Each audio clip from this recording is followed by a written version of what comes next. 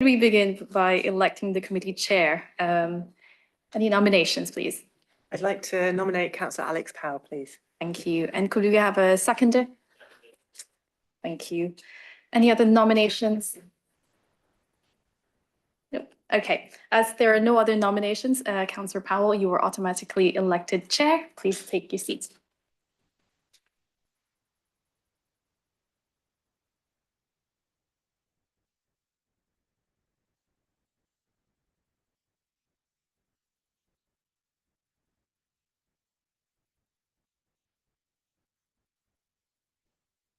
Thank you very much, colleagues. So we'll move immediately to the election of vice chair.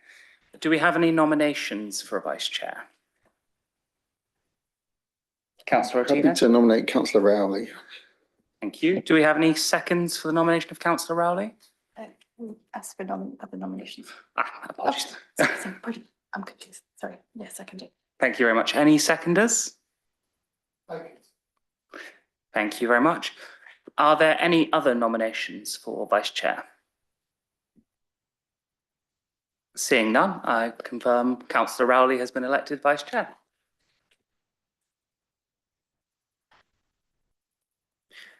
I now pass over to Celeste to confirm any apologies for absence today. Thank you, Chair. We've only received apologies from Councillor Azad. Thank you very much. So we should now move over to declarations of interest. Are there any declarations of interest from members of the committee? Yes. Not a declaration, but just an opportune moment to say I need to leave shortly before 7, so apologies in advance. Thank you very much. That's much appreciated.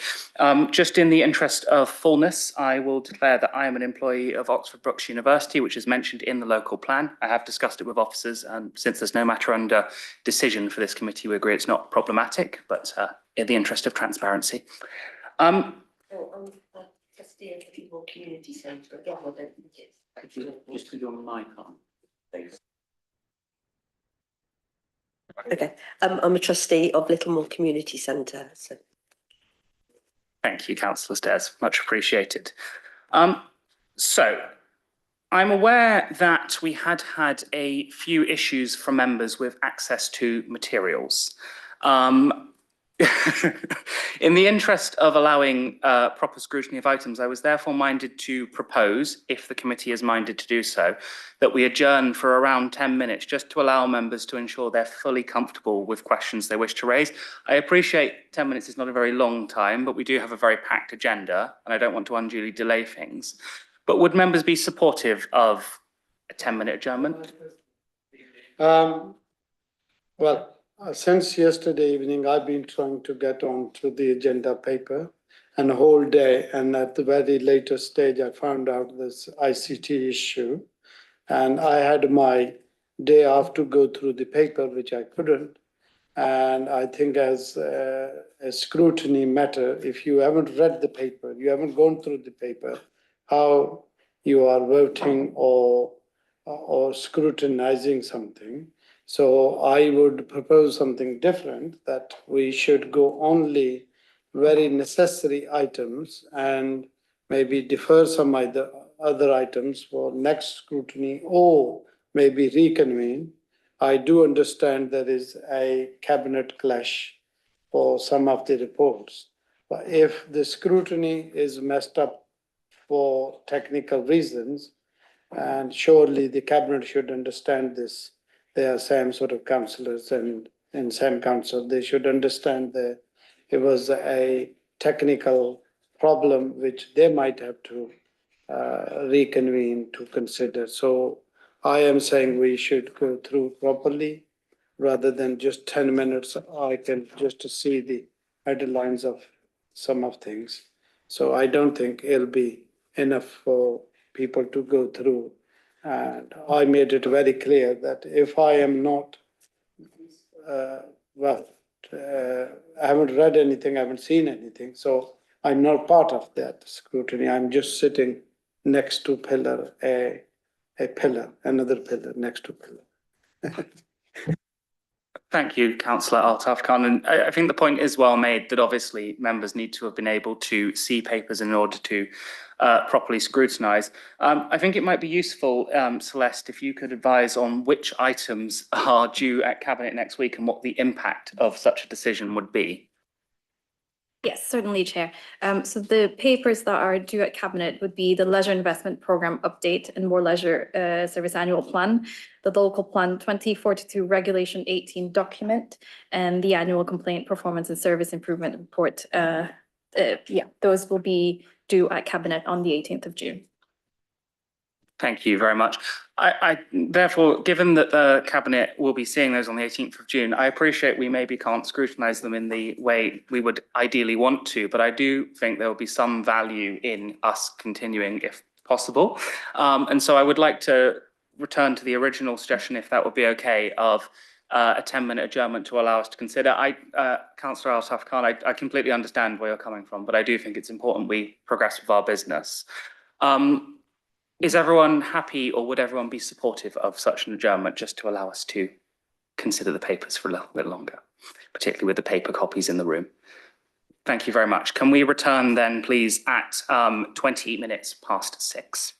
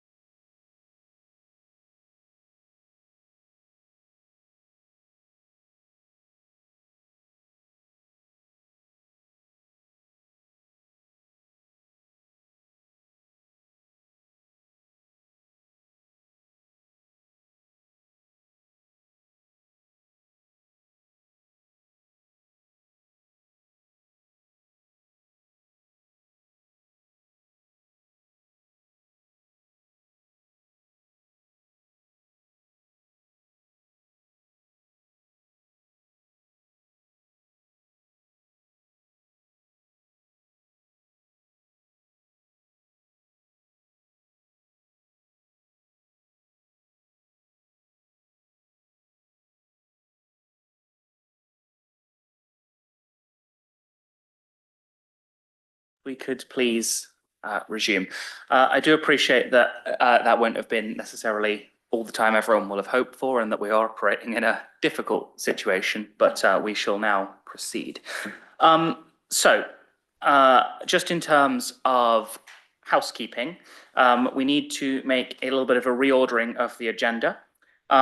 So we will take discussion items first and then follow these up with items 6, 11 and 12. We're now going to move immediately to item 6, which is the scrutiny operating principles. And I'm going to invite Celeste and Jonathan to introduce the report. Thank you, Chair. I'll keep my introduction brief and just sort of give an explanation to the 9 recommendations set out in the report, if that's okay. Recommendations 1 and 2, they pertain to the operating principles of scrutiny, and it's asking the committee to adopt these principles, which are largely similar from last year's. And it's also asking the committee to recommend to council that they are formalized within the constitution under part 13. Recommendations 3 and 4, they are suggesting the establishment of the 3 standing panels, finance, housing and climate, as the committee had done again in the previous years, except that they would now be categorized as working groups. The committee is being asked to agree the remit of each of the working group, agree its membership and appoint chairs.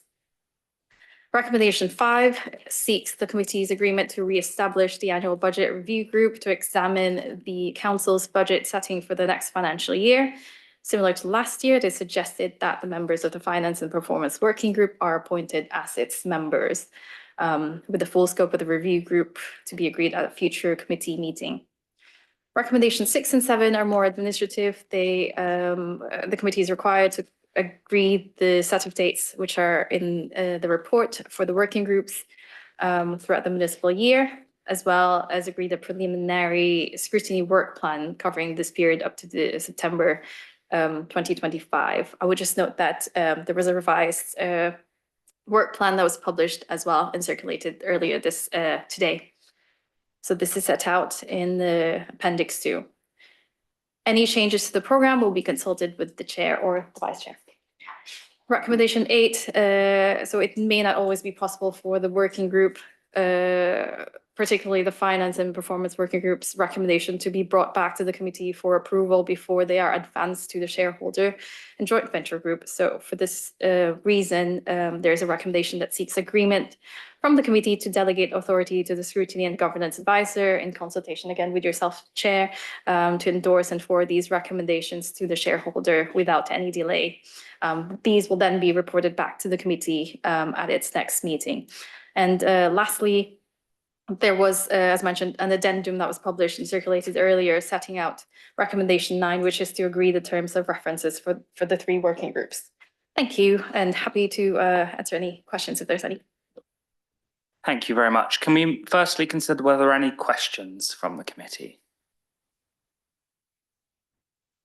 Councillor Jarvis. Just one question in relation to recommendation 4 around the working groups. So within the main body of the papers, it refers to all the working groups having 4 members. There are 5 members listed on the housing and homelessness working group. And I just wanted to get clarity on that disparity.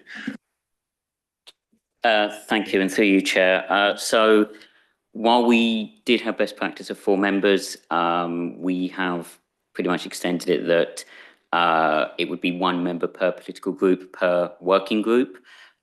This would be in consultation with the group leaders and obviously capacity within their groups. So it is, as I mentioned, it can be open to the other independent groups. They would like to have a member on the other working groups, including housing and homelessness. Councillor Mundy mentioned that he would like to continue on said housing and homelessness group, which, as I say, was in the scrutiny operating principles, that it is 1 member per political group per working group.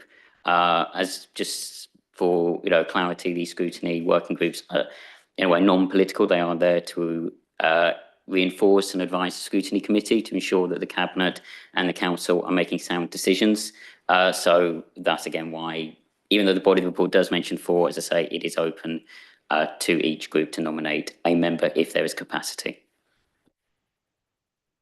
Thank you very much. Councillor Miles? Yes, thank you. Some feedback that I've received is that the housing and homelessness panel quite often ends up focusing very much on financial information on the housing side. Now, I've not sat on it, I'm just conveying information provided by others. So there is this question whether or not some of the financial information on the housing side could be considered in scope of finance and performance working group to give due focus to the homelessness issue, which is quite different in nature than the financial information. Now, those of you who are on the on that group might have a better idea of this feedback, but I just wanted to convey the feedback that I've received for your consideration. Thank you. Thank you very much, Councillor Miles. Would anyone else like to contribute on that point? I think there's something we can definitely take account of when we come to look at the terms of reference in particular and how they're distributed between the groups. So I'll hold that for now and return to it when we get to that substantive item, if that's okay. Were there any points other members wish to raise, questions or comments regarding the operating principles?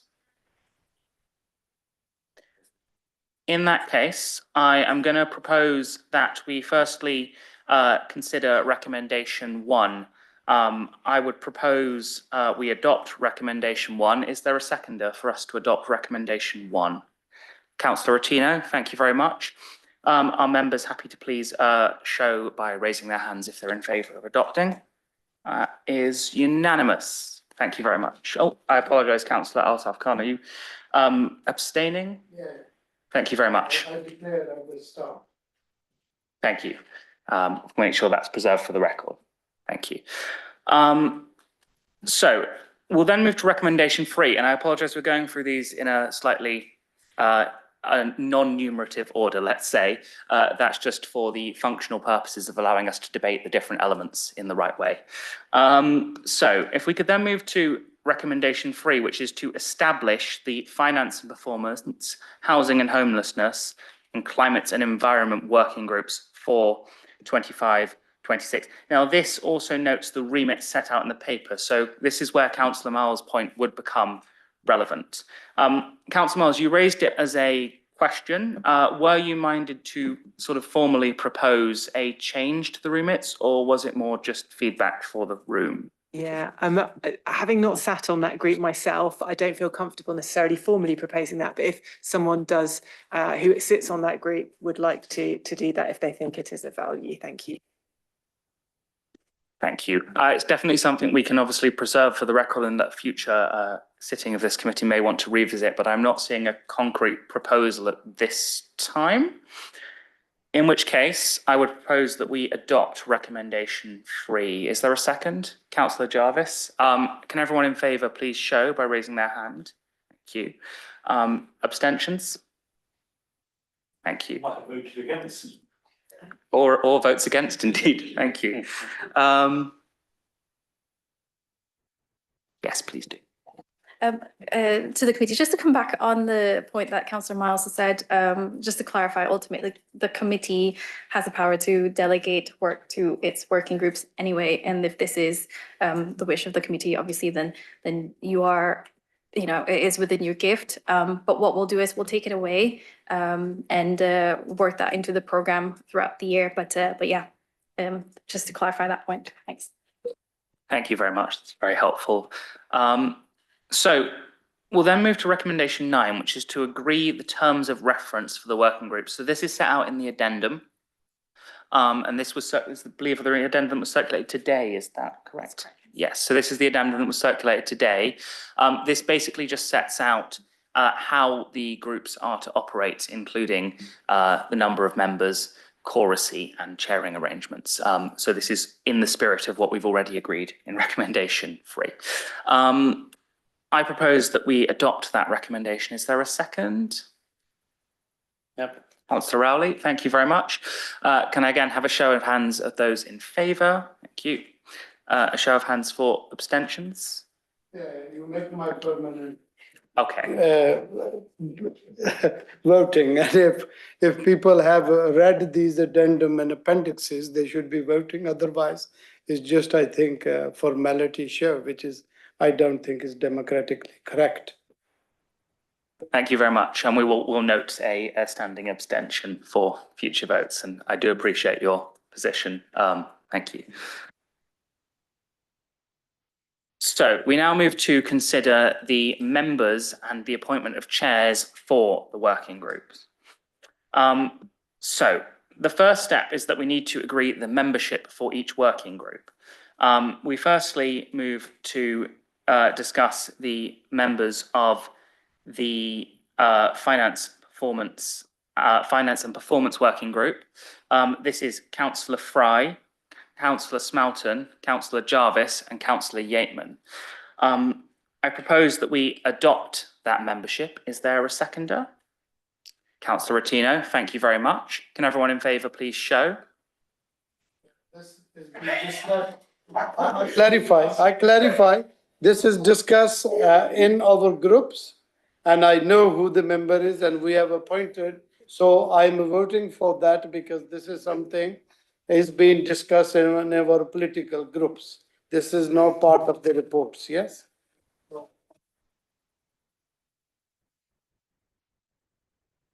Thank you very much, Councillor Altaf Khan. Yes, I very much appreciate the principle behind the decision. So we then need to appoint a chair of the Finance and Performance Working Group. Would any member like to propose a chair? Councillor Kayam? Thank you very much. And is there a second for Councillor Fry? I see Councillor Jarvis. All of those in favour, please show. You're right, Councillor Latif. I apologise for being too speedy there. Are there any other nominations for the chair of the Finance and Performance Working Group? Thank you very much. In which case, can all of those in favour of Councillor Fry please show? I see that is unanimous. Thank you very much, colleagues. We now move to the Housing and Homelessness Working Group. So as clarified by Councillor Jarvis's question, this is a group that will have 5 members. That is in line with the principles as are set out by Jonathan.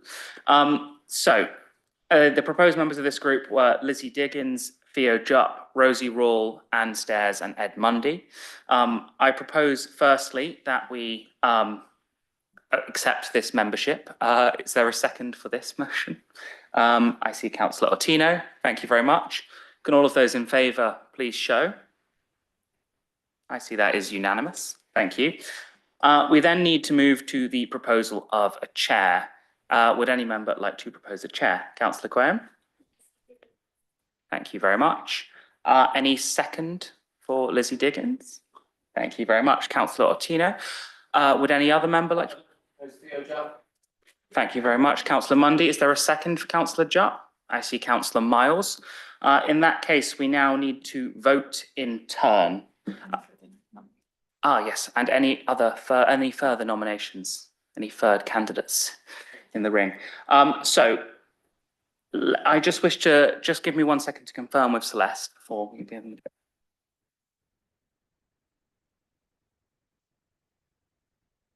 So just to confirm for members may only vote for 1 chair. So I will firstly ask for a show of hands for those voting for Councillor Diggins. I see Councillor Ottino, Councillor Quayam, Councillor Stairs and Councillor Rowley, so that is 4. And now votes for Councillor Jupp.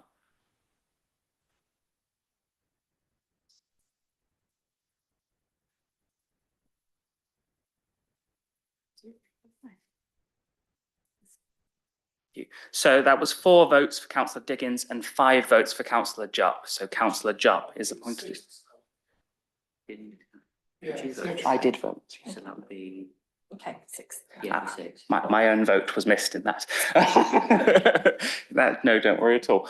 Thank you very much, colleagues. So I confirm Councillor Jupp has been elected as chair of the Housing and Homelessness Working Group. We now move to the Climate and Environment Working Group.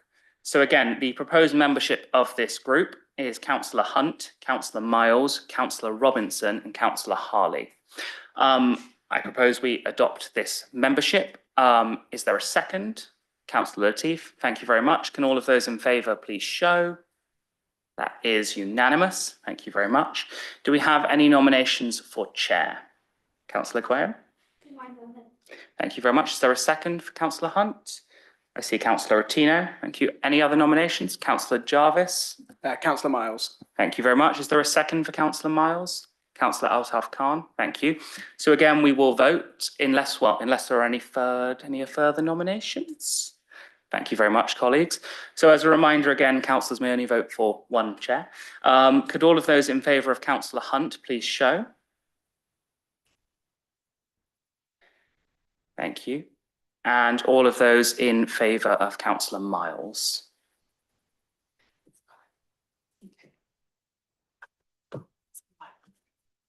Thank you. So yes, that Councillor Miles will be chair of the Climate and Environment Working Group. Thank you very much, colleagues. The next step for us, therefore, is to consider the budget review group. So recommendation here would be that we agree to establish the budget review group and that this will have the same membership as the Finance and Performance Working Group. I formally propose this. Do we have a second? Councillor Latif, thank you very much. Can everyone in favour please show? That is unanimous. Thank you very much. We then move to recommendation 6, which is the schedule of meetings for the working groups. This is included within your papers. I propose we move forward with the proposed schedule. Do we have a seconder? Councillor Miles, thank you very much. Can everyone in favour please show? Thank you very much, colleagues. Recommendation 7 concerns the preliminary work plan, and this covers the period up to September 2025 and is set out at Appendix 2 of the agenda. Again, I propose that we adopt the preliminary work plan. Can everyone in favour, sorry, do we have a second? Yeah. Councillor Rowley, thank you very much. Can everyone in favour please show? Thank you very much. That is unanimous. Right, we now move to recommendation 8.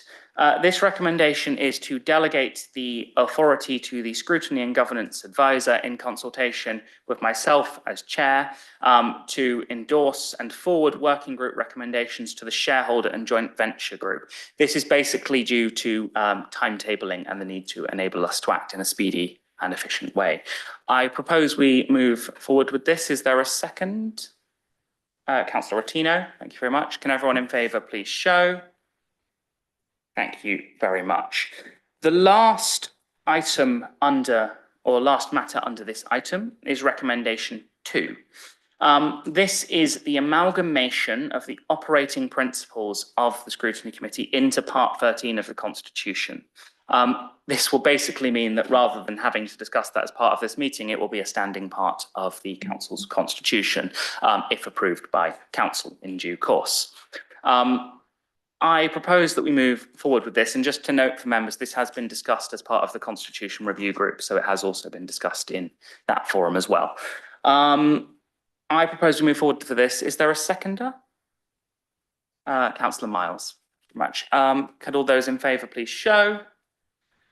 Thank you very much. That concludes matters under the Scrutiny operating principles. Thank you very much, colleagues. We will now move promptly on to the leisure investment programme. We have a number of public speakers. Just before we begin, there is a quick statement I would like to give around this item. So for this item, we'll be welcoming Rob Jennings from More Leisure, who's here to respond to our questions regarding the business plan. And this is a matter that's scheduled for approval at Cabinet on the 18th of June this year. I appreciate that there are many members, and I count myself among them, who will be concerned regarding some of the engagements with Serco Leisure and its regional partner, More Leisure Community Trust, as a result of some of the other activities in which the Serco Group is involved, particularly their role in immigration detention. These are concerns which I not only understand, but very much share. However, I want us to be cognizant of the fact that More Leisure were appointed in 2024 and now hold the responsibility for running leisure services across our city.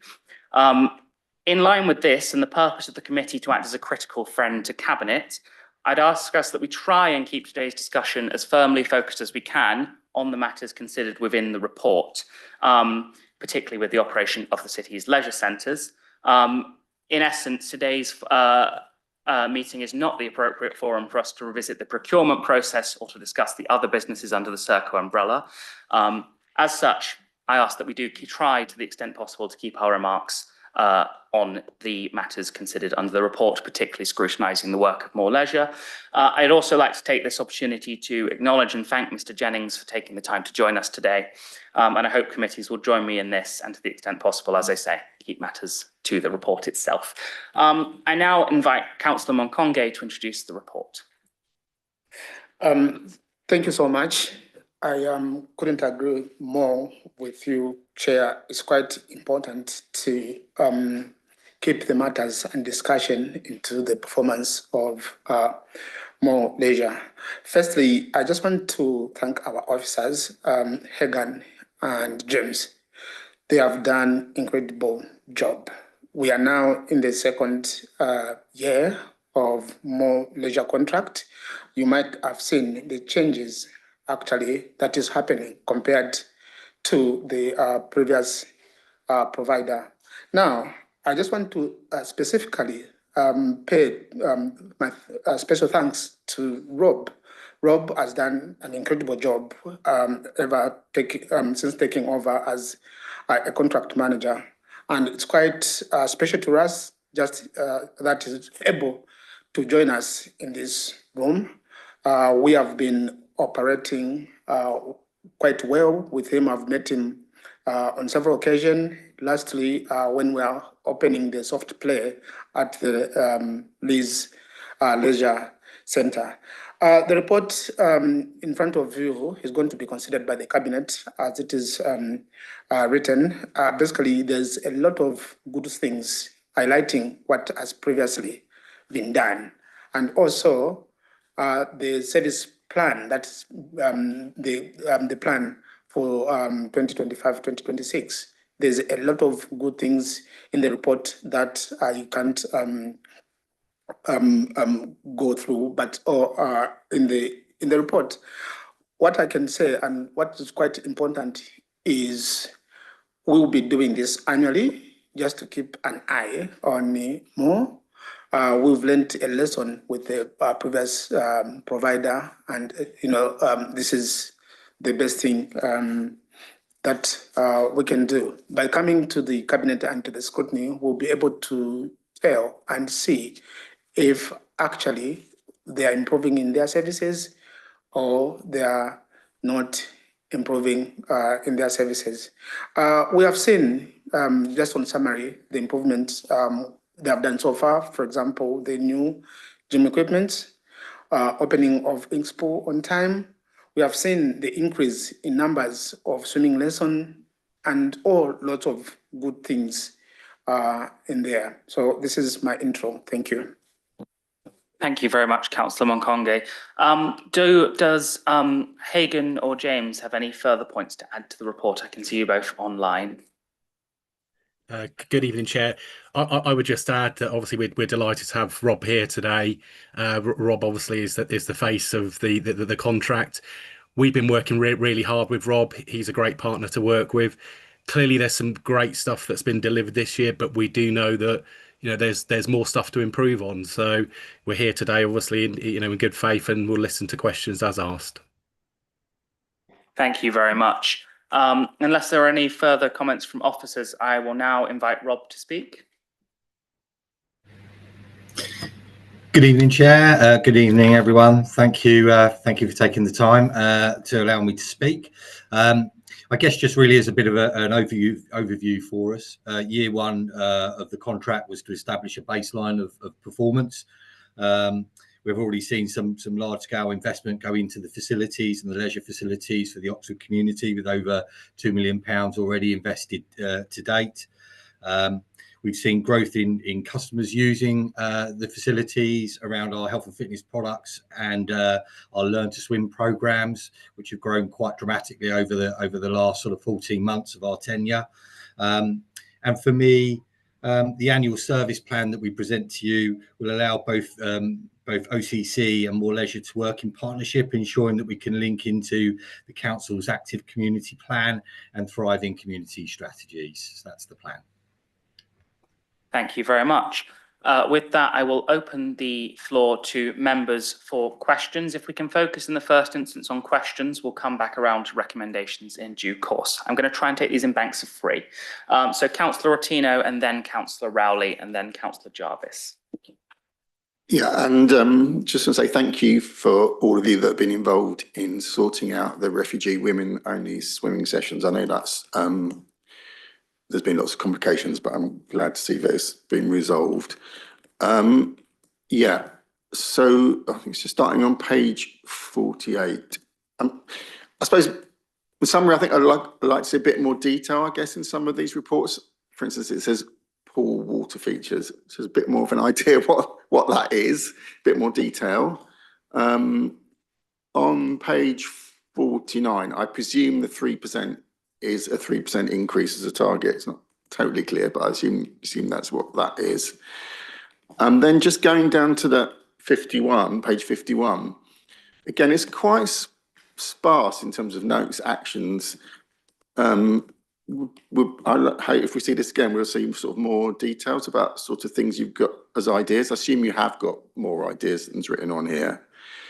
I suppose under multicultural communities, I mean, it's good to see that the Leeds Leisure Centre has been opened up for Muslim prayers, but I guess what we really want to see is multicultural communities using the leisure services particularly. So, I mean, I'm not criticising that, but I don't want that just to be the only sort of thing that we do in terms of multicultural.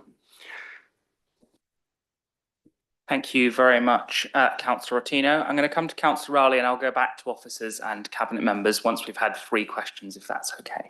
Councillor Rowley. Thanks.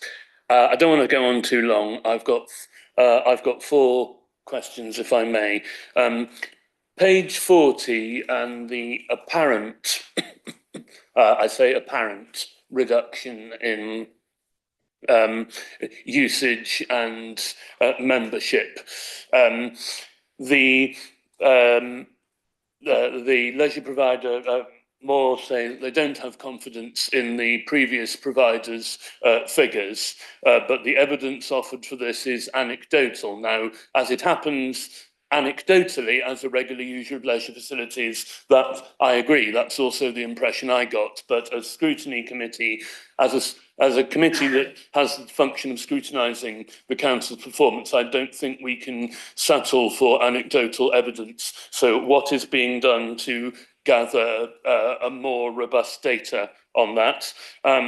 Second, also on page 40, the membership, the number of members. A lot of people in my ward told me they were having great problems with online transfer of membership from Fusion to More. Has that been resolved? And could it account for at least some of the apparent decline in membership? Page 46, when it goes through the leisure centres and said all the good things that have been done, which are very welcome. A number of people, again in my ward, have told me that they are still not using the Barton Leisure Centre because the lift is broken again. It broke a lot of times under the previous leisure provider. What are we doing as a council to monitor the maintenance and make sure that that is improved, because that was one of the key issues in changing the leisure provider. Finally, page 49, the KPIs, good to see. We always used to have a KPI that's regularly reported, the proportion of users who had concessionary membership, and I hope we'll continue to do that in the future. Thanks. Thank you very much, Councillor Rowley. I think in light of the number of questions there, I'm going to go to Councillor Monkonge and Rob and the officer team at this point, and then come back for a second round of questions. Thank you. Thank you so much. I would defer the questions to the officers. Thank you very much. Shall I kick off and then bring Rob in as appropriate? So detail on pool water feature. Rob, I don't know if you can give a little bit more in relation to what that is. Whilst you're coming off mute, the second question was about on page 49, the 3%. Was it an increase? Yeah, absolutely. These are increases, but it's certainly a point we need to sort of update in relation to that table. Yeah, thanks, Hagan. Pool water features. So there's we're additionally sort of sourcing quotations from different providers for additional water pool features that are interactive panels for children to interact in the pool. So not just to learn to swim, but also make it a fun place to be. So that's something that we're actively looking at. Hopefully that answers that particular question. Thanks, Rob. In relation to detail around some of the items, yeah, absolutely. Certainly take on Councillor Rotino's point in relation to that. A really fine balance, I suppose, in relation to how much information we're trying to share without being, reams and reams and reams of information within the document. But certainly taken on board, and I think we can expand on certain specifics. As Scrutiny, recommends. In relation to multiculturalism, 100%.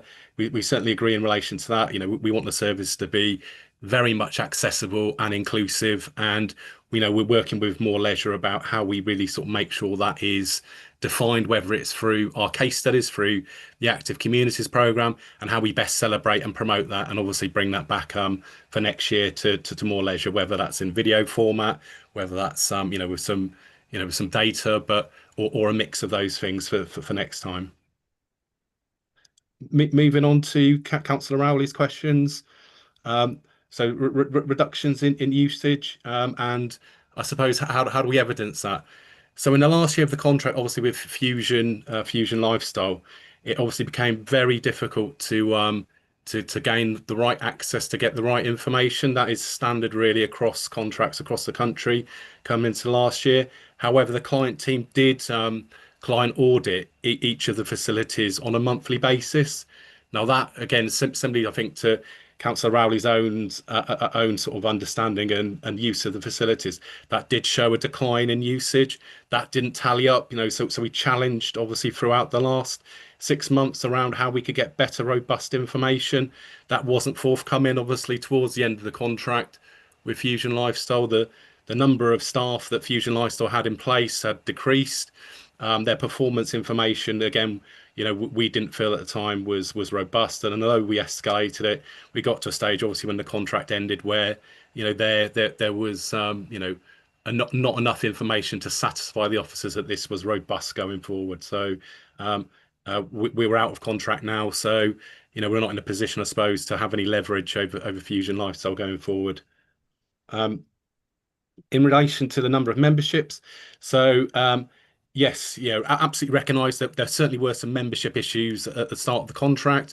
That came through quite strongly in relation to to some customer complaints. So More Leisure, very diligently behind the scenes worked very hard to address each individual customer complaint.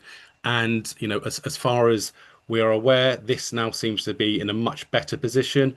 Rob, I didn't know whether you wanted to comment in relation to that as well. Yeah, thanks, Hagan. Yes, I think it's always it's a challenge when we transition from different contractors, and I'm aware that there were issues in terms of some of the transfer of information from Fusion Lifestyle to More Leisure. But as far as I'm aware now, there aren't any further issues. But happy to deal with any customers that feel they have any particular issues with their membership.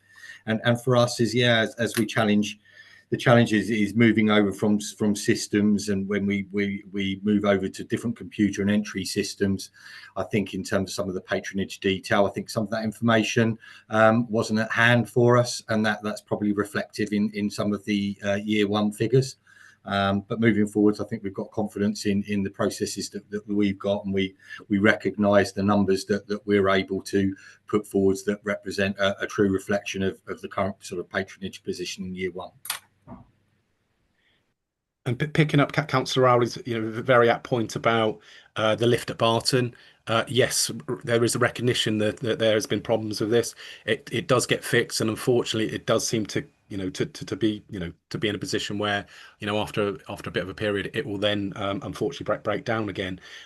We've tried to put in systems which will really help us in relation to lessons learned through the Fusion lifestyle contract, where we've now obviously within the contract have a property services specialist technician who can advise us and obviously hold more leisure to account around maintenance.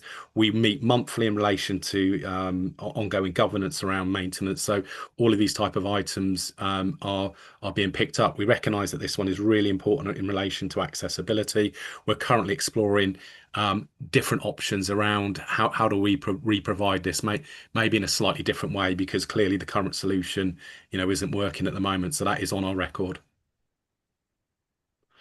And then lastly, in relation to Councillor Rowley's question, so there was a good question about KPIs, and in relation to proportion of users on concessionary usage, really good point, and we see no problem in relation to including that. Thank you very much. We'll now come to the committee for a second round of questions. Councillor Jarvis and then Councillor Miles. Thank you. A lot of my questions have been asked already, but I just wanted to dig a little bit more into the usage figures that Councillor Tino and Rowley flagged, and just still trying to get my head around this a little bit. So in terms of I'm looking at paragraph 5 of the main report on page 40, and obviously at the start of this paragraph, it talks about how there's at the start of the contract there was problems with transition of computer and customer entry systems, and that means that some usage data has been lost. What sort of percentage are we looking at in terms of what we think wasn't captured as a result of that transition issue, and how long were those issues in place? And then this crucially relates to the KPIs that are later in the paper, because if we think we've lost about 3% of usage data, and then we're saying we're going to increase usage by 3% over the next year of the contract, that to me doesn't sound like something that we should necessarily be celebrating in a year's time when we look at this again. So it'd be good to get a sense of what we think the actual baseline figure is, and therefore potentially making more sensible KPIs based on around that. My second question was just I guess a factual one. On page 49, I'm looking at the numbers in relation to the age breakdown, and it says that the number of people aged 50 plus, the number of visits age 50 plus is 3,296, which seems like that's wrong. Is that the wrong age bracket that's been put in there for that? Because that seems like an astonishingly low number of visits for that age bracket. I think that's it for now. Thank you very much, Councillor Jarvis. Councillor Miles. Yeah, thank you very much, and thank you for all your hard work on this to the Cabinet Member and also the team. So just the first is there's a reference in the supplement regarding a creche at the Lees and some intention to develop that. What's the vision for that, please? And would staff have the capacity to use that, or is that just for people, users of the venue? Second point is around, I think there's a reference to the cafe updates, I think bullet point K in one of the documents around new catering and cafe facilities and offering healthy options and treats. I understand from residents that there is a call to ensure that fair trade products are being offered at our leisure facilities. I wondered the extent to which you are looking at these options to ensure that there are the sustainable procurement of the snacks that are on offer there.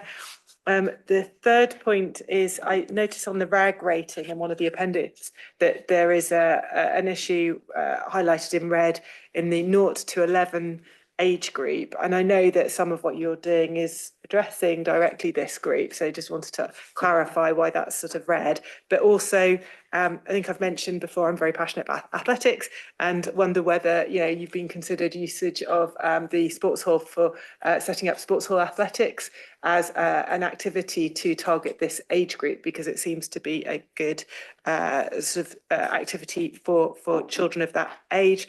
And then my final question is, previously I thought I'd heard a reference to paddle being sort of introduced somehow, and there's a paddle craze going on, I think, increasingly in the city and beyond. To what extent are you still considering paddle provision? And I mean paddle like I think it's very popular in Spain, for instance. Yeah, if not paddling in the water. Thank you. Cheers. Thank you. I think there we will take a round of answers to the questions from Councillor Jarvis and Councillor Miles. Councillor Monkonge. Thank you so much. I'll try to attempt one of the questions for Councillor Jarvis on the numbers. Obviously, the data has been lost, so unfortunately, we can't go back and quantify that. But what is critical and important here is looking at the baseline, the starting point. In future, we'll be measuring against this. So this is quite important. So if we say the visits is 280, for example, then when you look at next year, this year is the baseline, then we'll be able to know if we have improved or not. Sorry, can I just come back in on that? I understand the base of that, but if for example, we've lost a month's worth of data, sure, then we're saying we're going to increase usage by 3%, and we hit that target next year on a baseline which is without 1 month's worth of data, that would be a net reduction in usage, assuming that in that month we receive more than 3% of our usage. And so I think it's quite important to at least get a sense of how long we weren't tracking usage for, what even just a rough stab in the dark of what the usage figures that we think might have been lost through that period were. Sure, that's quite important. We're not just looking at the second year, but this contract is for 10 years. So over the number of years, things will make sense. So when we say baseline, then we can try to compare going forward year 2, year 3, year 4, up to year 10. I'll try to attempt to obviously answer Councillor Mao's question on the crusher, because obviously this is on the agenda and we just included it as a last minute because we felt it is critical to be included. Now, the history is under fusion, the crusher never worked. It was a loss making, so they closed it off. We have put it not in the year 2026 to in the 2025 to 2026, but 2027 to 2026 to 2027, for the fact that we have to develop a business case for it. We have to find the budget for it. By bringing it and mentioning it in the paper, we want it to open. Now, in reality, we might say, okay, we'll open it on Monday or Wednesdays if you have got resources, and then see how it is developed. So that is the rationale behind it. There's negotiating between More Leisure and the City Council how the business case is going to be developed. On the fair trade goods and health products, actually you'll be able to you'll be happy to learn that I'm now a council representative for the fair trade, and I'll make sure that is introduced. Now, it's not a rocket science, it's a system that is going to be developed. If you look at the product now offered, it has been changed from an health to health product. There's been a lot of work that officers and more have done, including bringing in an experienced person who was working for the health food to advise us. So it's a journey, and it's a journey that we feel is going to succeed. I'll now defer other questions and comments to officers. Thank you. Thanks, Councillor Monkonge. Just picking up Councillor Jarvis's question about 50 plus in particular, and about the figure there not looking correct. Rob, did you want to sort of come back on that one? Yeah, absolutely, Hagan. I mean, happy to go away and review those particular numbers along with the officers. So yeah, I'll make a note to take that number away in terms of, you know, making sure that we've got a definitive in terms of what categories that we're using the metrics against. But we'll sense check that and come back if that's okay. Thanks, Rob. Moving on to Councillor Miles's questions. So yeah, just building on the cafe items, in relation to healthy options as well. We've been working really closely with the health system around healthier alternatives. So with public health colleagues, colleagues in the ICB as well, and really sort of trying to drive forward you know, some change amongst you know, some of the vending activities. We recognise that there is a balance here between making sure that we have healthy options, but also making sure that you know, that we've got viability as well within the vending operation. That's a delicate balance, but we've made some progress in relation to that. There's still more work to be done, but there's some good work undertaken, obviously within that, and I work with the health system. In relation to the RAG rating on 0 to 11 and the age groups, Rob or James, did you want to come back on that one just in relation to detail?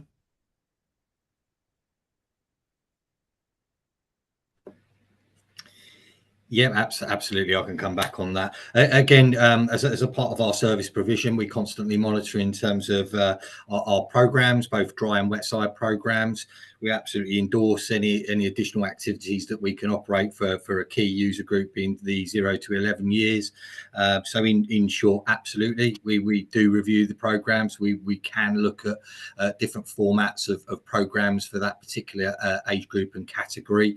And in particular, during the summer holidays, we're encouraging the site operational teams to put diverse different programs on that's going to be sort of interactive for children to get involved within their local leisure centre. So yeah, we're hoping to roll those out this summer with a lot more activities around athletics for the sports hall. Thanks, Rob. And then in relation to paddle provision, yeah, it's certainly something which is you know, is hugely participated in across you know, across the European continent and across North America as well, and including pickleball as well. But yes, we're in dialogue ourselves as the council with the Lawn Tennis Association and also our local partner, which is Courtside Tennis Operations, around potentially business cases around paddle within the city, what that might look like, and obviously we will come back to members, I suppose, in relation to some options at a later date in relation to those. But it's something which is really fastly growing. We're also approached pretty much on a weekly basis by private operators, which are obviously considerations in the mix as well. I've got a meeting actually tomorrow with a local based paddle provider as well, just to again just understand, I suppose, what their offer is and what the benefit to the council and its citizens and communities could be. Thank you. Oh, apologies. If you want to continue, please do. I think that was it on my list. Thank you very much. I can see several hands raised. I know Councillor Mundy had indicated. I just want to pick up on one very quick point before I do one more round of questions, which is just around the point Councillor Jarvis has already raised around the numbers, and specifically to ask the question of whether you think there would be capacity to make an educated estimate of what the missing data might be based on the data we gather over the rest of the year, because I think that point around the impact of that month, say it's a month, on our ability to look at growth figures is particularly important. So would it be possible for an educated estimate to be made on what that data is? Obviously that's imperfect, but it at least gives us a better baseline perhaps than sort of noting that it's absent. I'm now going to go to Councillor Mundy and then Councillor Kayham, and then we will go back for answers. Councillor Mundy? Thank you very much. Right, so I've had a look at the assisted lifeguard technology that's been installed last year. So that's been installed by a company called Linksite. So I've looked up Linksite, and as far as I understand it, they're based in Yokneam Illit in Israel. Now, understanding that obviously this is predating the motion at council was on the 24th of March. But I did want to know firstly whether there was an ongoing contract with Linksite for the maintenance or servicing of this technology, albeit potentially remotely.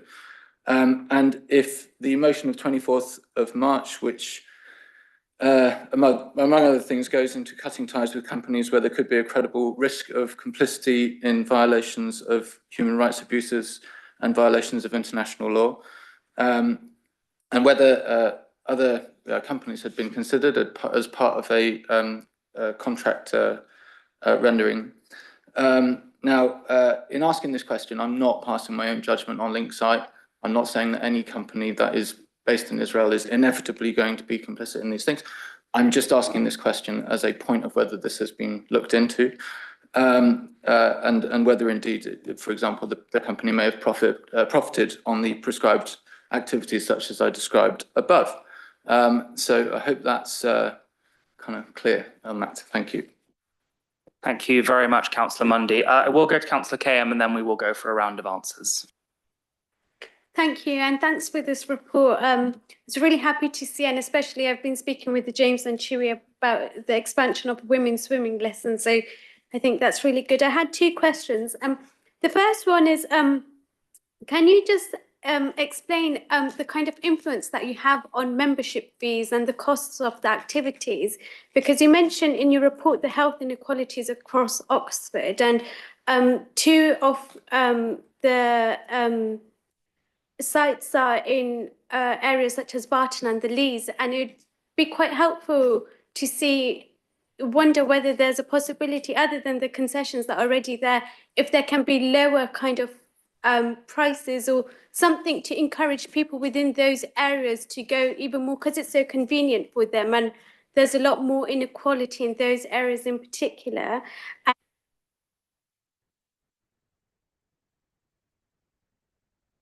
Able to go to any of the swimming sessions, or is it just those particular under 17 slots that they can go to for free?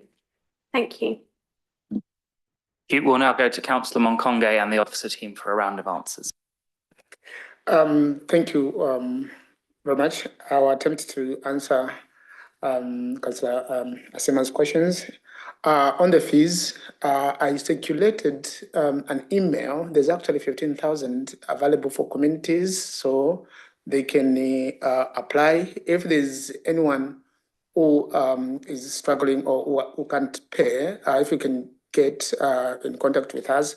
There's a community fund, actually 0.06% of the turnover is going to given to the community, and we have been using that fund to support the communities, and the communities we have supported is in the report, but we can look at other things as well. That's why we expect members to feed into us. On the under 17 swimming, officers obviously will expand, but I take my children to Barton on Sundays, and they are free to swim, so they can swim anywhere. It's only, I think, in Ingspo where they have to swim at different times, obviously because it's seasonal, and the officers probably will expand on that, and of course on Councillor Mandy's, Edward's questions. Thank you.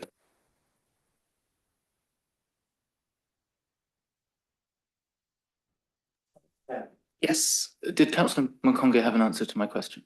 So I believe he referred it to officers, which is what I was awaiting for. So I think Hagan, if you could come in on this, please. Yeah, certainly, Chair. So in relation to to modelling, I suppose that the missing data, yeah, we can do an exercise working obviously in partnership with Rob. Of course it's not a perfect science, but yeah, we can certainly do that based on industry benchmarks, etc. So yeah. In relation to the other questions asked, Councillor Monday, so it's a Linksite. Rob, you might have a bit more detail. I mean, I wasn't aware, obviously, of the connection.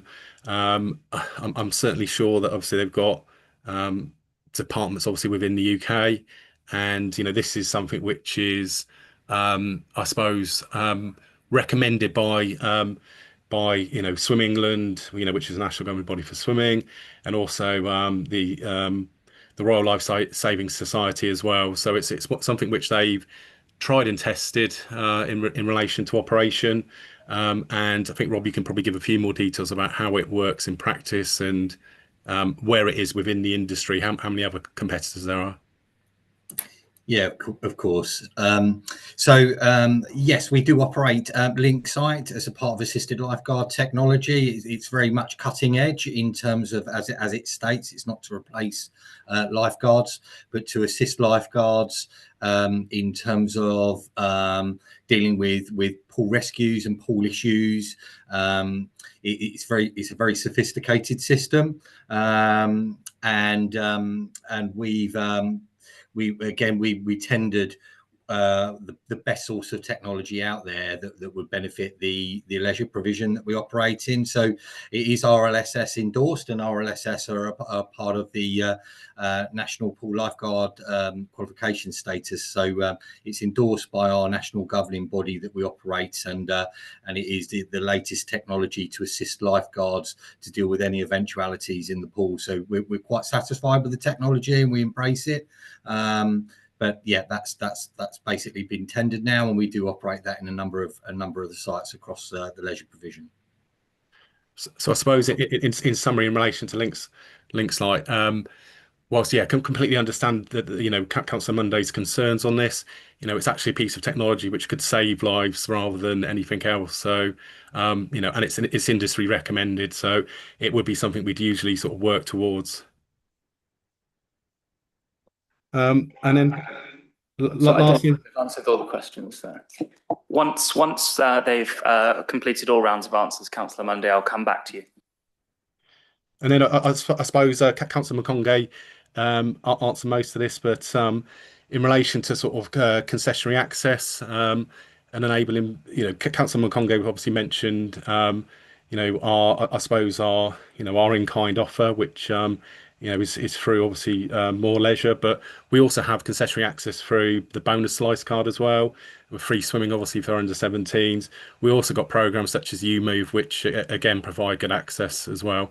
It's a delicate balance between trying to provide concessionary access, but also recognizing that we receive a management fee from more leisure, and just being aware of the delicate balance between more concessionary access, which might limit some of that.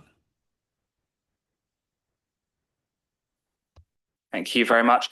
So I'm going to come back to Councillor Mundy because I think he's raised a very important point that's obviously in conjunction with a motion passed by full council. I just want to say at the outset of that as well, I am looking at the clock and thinking that we've probably only got time for one more round of questions. So Councillor Mundy, and then we'll do one more round. I'll only make it brief. I really appreciate your comments about the quality of the tech and the fact that it's there to save lives. Don't question any of that whatsoever.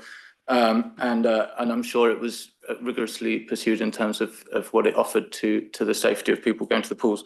And I obviously say this without prejudice, as I said previously, only in reference to the motion that was passed on the 24th of March. So I really just wanted the answers to two questions, and if you can't answer them, if that could be minuted, that it can be answered.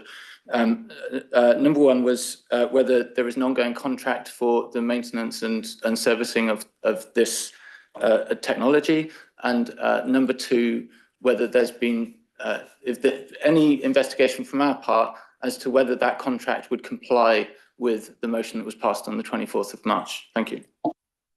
Given the direct nature of the questions, I will ask for an answer to these before proceeding.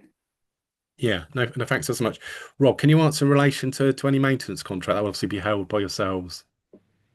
The simple answer is I'm not aware of it, because it was procured at a national level, and it's sourced across a number of our different contracts across the UK. So I can't give a direct answer because I don't know the answer offhand. It's been procured. It went through a procurement process, and the technology is now in place across a number of centres. I would hazard a guess that there is a maintenance and service contract in place, but if we're after a definitive, I'd probably refrain from saying that and go back and source the information and provide it at another occasion. Thank you. If we could be provided with an answer in due course, I think that would be very helpful. Councillor Miles? Thank you. So this is just a direct follow-up really related to this information. And so I just wonder whether More Leisure does any human rights due diligence on any of its contractors in line with the guiding principles on business and human rights. And I ask that because we reference this international tool within the motion that council signed up to, but also I understand that Serco, I think, does apply sometimes these principles. So wondering, as a company that is owned by Serco, that maybe this is something that you practice, and if you do, could you provide any information about that to us? Thank you. Thank you. If Rob, if you would be able to answer on that one briefly, that'd be very helpful. In short, yes, we do. But again, I don't have the policies in front of me about how we procure and tender contracts. But as I said, I'll refer back to my previous answer, which is I'm not aware of that there is a contract in place. We can source the information and find out, but we go through a diligent process with any procurement of any equipment and ensure that it falls in line with our policies around human rights. So yes. Thank you very much. Obviously, I'm conscious of the time here, and it would be good to move towards recommendations. But if there are any more questions, Councillor Altaf Khan, are there any other questions from members?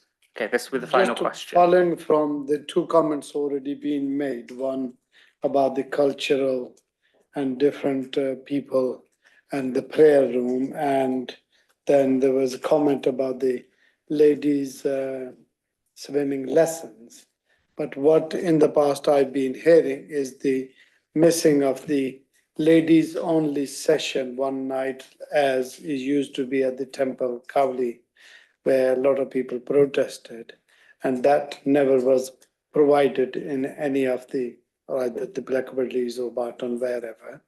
So is that still happening, or are we still trying to make that we are very cultural, religious and everything, and not actually addressing the point where there was, I know, hundreds of ladies used to attend that, and then that was all fall down because of the changeover to the leisure service. Thank you. Do we have a response on that question? Rob, do you want to talk through the ladies only sessions that we do deliver across the piece? Yeah, of course. So in particular, we operate a number of different sessions, but the main sessions operate at Lees Leisure Centre. We run a particular number of sessions for women only, and they operate. We operate women's only swim. We operate women's only teaching lessons. We have a refugee group as well as other Muslim-based user groups as well that wish to use us on a specific day as well. So I think there's up to 4 sessions now that we run over at Lees, and we're looking to obviously endorse that and roll that out across the borough. So that's the plan. Thank you very much, Councillor Monkonge. Just to add on that, More Leisure are effectively recruiting female lifeguards, because that is critical for female swimming only. So if you know anybody who's interested in becoming a lifeguard, contact our officers and Rob. They're effectively recruiting. Thank you. Thank you very much. I'm going to move us on now to trying to formulate some recommendations. We've had a good round of questions, but we do obviously need to proceed. So obviously in looking at recommendations, I think that there was quite a clear point that was coming out of our discussion around essentially a need to firm up some of the data. Ideally, I think it would be good, and if there is a second for this, that we make a recommendation that basically a request goes for call it an educated estimate rather than an educated guess, but an attempt to scientifically, to the extent possible, work out what data might be missing in order to shore up the growth figures. Would colleagues see that as a reasonable recommendation? Councillor Jarvis? Yeah, thanks, Chair. I guess I would just add maybe that the yes to that recommendation, but to add on the end of it something around adjusting the growth KPIs accordingly, because that's at the crux of this. Yeah. Thank you very much. That's very helpful. Councillor Ortino? Yeah, I'm just wondering, are we next expecting a report in a year's time, and wondering whether if we perhaps ask for an update in say 6 or 9 months, that would help us with that, because they'd obviously be able to show increase just purely in their period of running the places. And also we might be able to fill out some of the detail that's missing in some of the things that's supposed to have been completed by Q2. So we might have a bit more information. So that's possibly what I was working at, that we maybe ask them to come back in 6 months or 7, 8 months. And that will help us with those. Would the committee be minded to support a request for them to come back in six months? I think we could make that a secondary or attached conjoined recommendation, let's say. Obviously, I think something else that was very clearly coming out in the discussion was around the principles of human rights in business and the concern around the council's motion. So Councillor Miles, I believe you, yeah. Thank you. So, I mean, in our motion to council, we refer to this sort of instrument that is used, the guiding principles on business and human rights, and just trying to link it directly to the concerns that's been raised with regards to more leisure in Israel. What I wonder whether we put forward a recommendation that we formally request from as council details of the human rights due diligence process that has been, or policy that has been applied and the process by More Leisure with its contractors, and it's just I would expect that they probably have a document that could be referred to, maybe on a website somewhere, and we could have as a second part of our recommendation that we request that the City Council publishes a link to this to assure residents that the supplier to the council has been implementing a human rights due diligence process in this regard. And I think that would possibly satisfy the concerns, because if it's done properly, then this should have been flagged and there wouldn't be any issues. But it's just what we're wanting to know is that transparency aspect and that due process has been followed. Thank you very much, Councillor Miles. I presume the committee seems to be in agreement. Councillor Mundy? Yeah, I'll have to second that. Thank you. Our colleagues generally supportive of this? Okay, I think that makes sense. Councillor Rotino? I am supportive of it, but I suppose in terms of this particular item, we need to know if there's an alternative. If that's the only thing on the market, then obviously that makes it more challenging on it. So I think we need to, yeah, that's the only sort of element of caution. If I don't know what the choices that they face, and also if it's already in the contract, it's a bit difficult to go back on the contract. Councillor Miles? Yeah, I don't know whether it is the case, but I think the university have this Poseidon system. So there are other systems out there. As far as I'm aware, I'm no expert on this, but I think for our reassurance, we just want to know about the transparency that policy have been followed, as opposed to trying to at this stage undo any contractual arrangements. Our concern is understanding the information of the policy that's been applied by our supplier to the council to ensure that they're applying the principles of human rights due diligence. Thank you. Thank you very much. Just in terms of those comments, would either of the officer team like to respond in terms of how best that might be realised within our scope? I think we just need to check the detail of obviously the policy agreed previously, and align that obviously with Links Light, and just understand that a bit better in regards to some of the detail of what was agreed through council. Thank you very much. So it sounds to me like there we have two quite clear recommendations. One around working out what the missing data is to the best of our ability, adjusting the KPIs accordingly, and asking for an interim report in around 6 months. And a second around looking into the details of this contractual arrangement and the extent to which it corresponds to the motion passed by council, as well as the UN principles. Are there any other recommendations that colleagues would like to raise? Seeing none, I'm going to thank Councillor Monconge, Hagan, James and Rob for their time and for their answers today. It's very, very much appreciated. I'm also going to propose that we take a very brief 5-minute comfort break before we proceed to the next agenda item. So if colleagues can return at 7:33, very promptly, because we are running late already, that would be appreciated.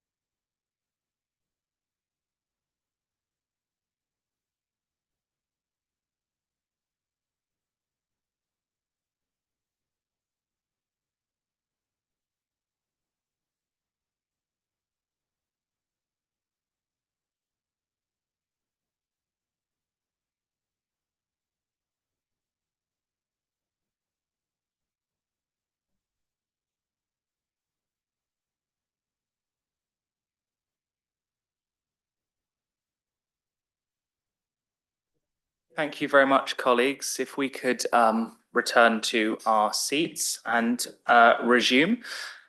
So we're going to now move on to item 8, originally item 9, which is the Oxford Local Plan 2042 and the consultation document. I'm going to invite Councillor Hollingsworth and Sarah to present the report.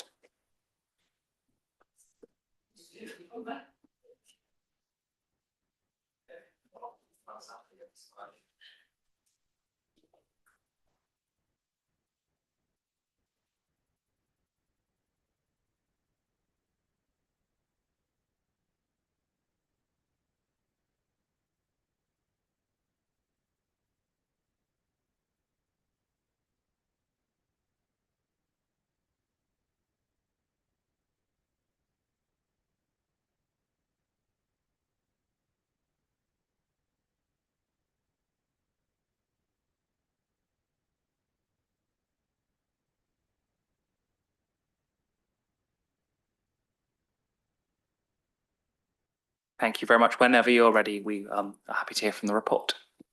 Right. Just repeating word for word what something you said at the beginning.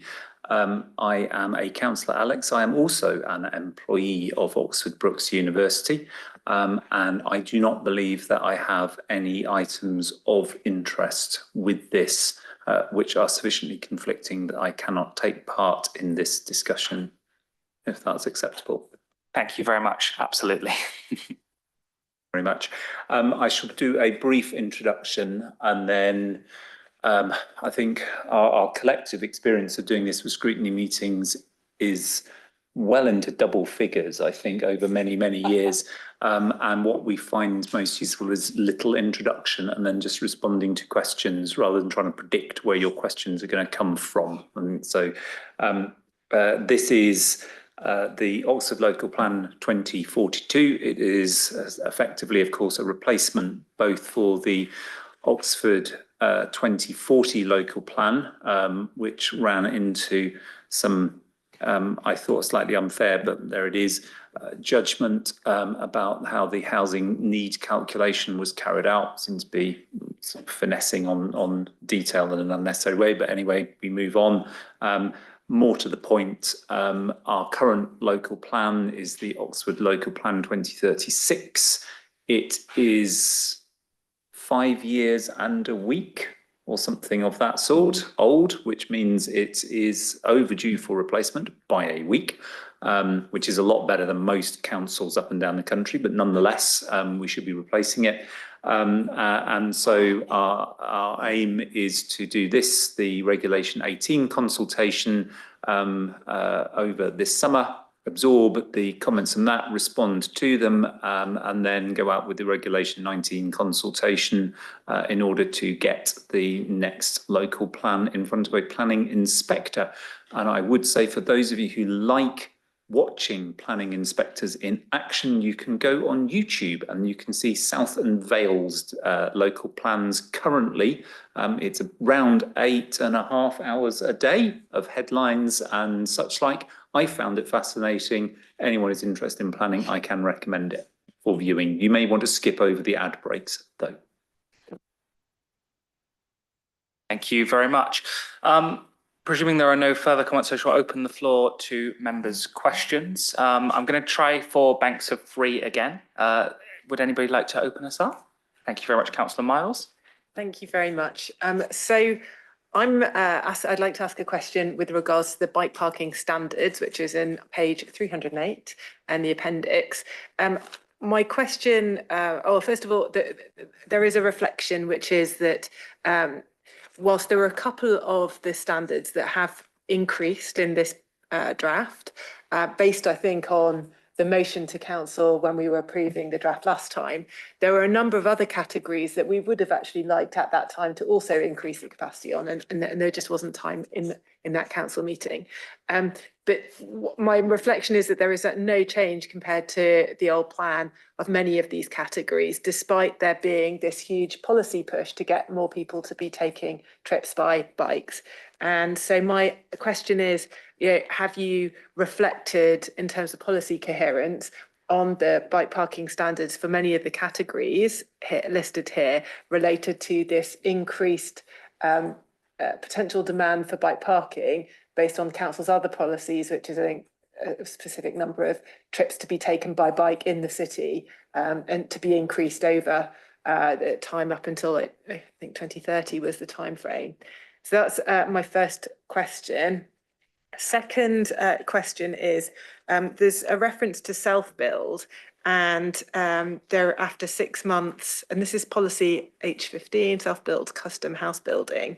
And I understand that there is a self-build waiting list in the city, but the policy says after 6 months, if the plot has not been sold, it would then be used for normal purposes, basically on a development site. And I wondered why that 6-month period was defined, and could that be extended? And the reason why I'm asking this is I understand that securing finance for self-build can be quite tricky, and 6 months might not be enough time for people to identify that they want to do a self-build and there's space available to securing that finance.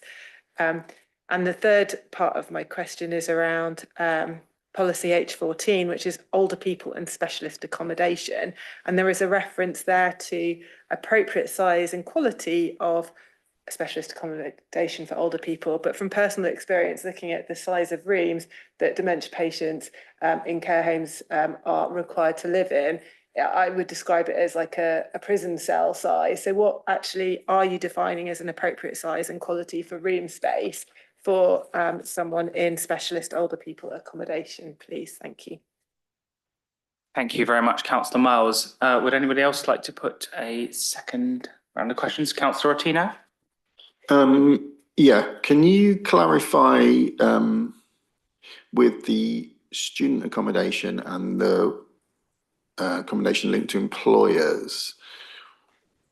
My experience is of trying to go to those places, they often sometimes look quite empty, particularly when they're old. How are we keeping track of whether they're actually in use and what happens to them if they're not in use? I think there was a suggestion somewhere that they might become social housing or something, but often they're obviously not designed like that. So yeah, are we certain that this stuff is actually being used for people to live in long term, more than just briefly? And then secondly, at the top of page 102, I wonder whether that first bullet point needs to be in there, because I think it could be quite contentious, or maybe it just needs to be rewritten carefully so it isn't so contentious. Thank you very much. I think we'll go to Councillor Hollingsworth and the officer team for responses at this juncture. My first response is, could you be very precise about which of the 7 bullet points on page 102 you meant, so that we can look at them? The top one, the delivery of certain infrastructure.